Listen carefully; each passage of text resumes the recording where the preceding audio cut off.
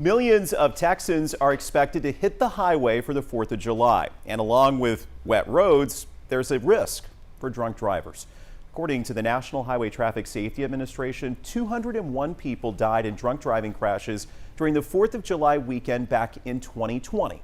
Now, 12 News reporter James Grant tonight with an important story from a Beaumont mom. Yeah, Jordan, she lost her 3-year-old son after a drunk driver crashed into their car on the 4th of July 4 years ago.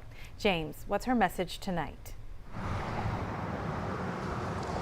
Letitia, Jordan, Sierra Neville and her kids were on their way home from the Beaumont 4th of July fireworks show in 2018 when a drunk driver forever changed their lives.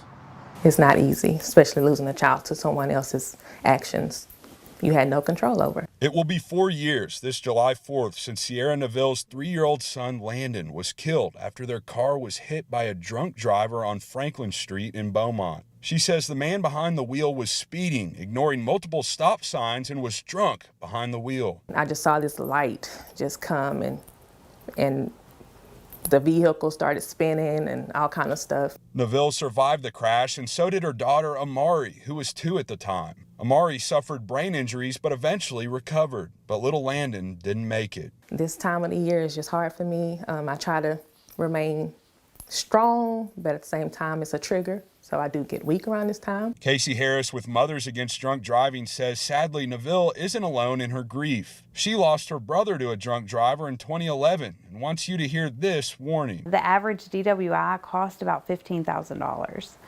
So if you compare that to the cost of an Uber or a Lyft, you know, you're looking at like $20. Harris says many young people have lost their lives to drunk driving over the years, especially in the summer months. She says underage drinkers should not drink and drive, but also don't get in the vehicle with someone that's been drinking. One drink is too many. Neville says she's all about people having a good time, but wants them to be responsible too. You know, you want to be social. It's okay to drink, you know, but just know your limits.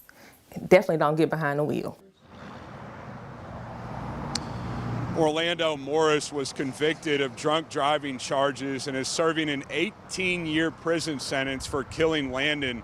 Neville says Landon was just 10 days away from his 4th birthday when he was killed. Live in Beaumont, James Grant, 12 News.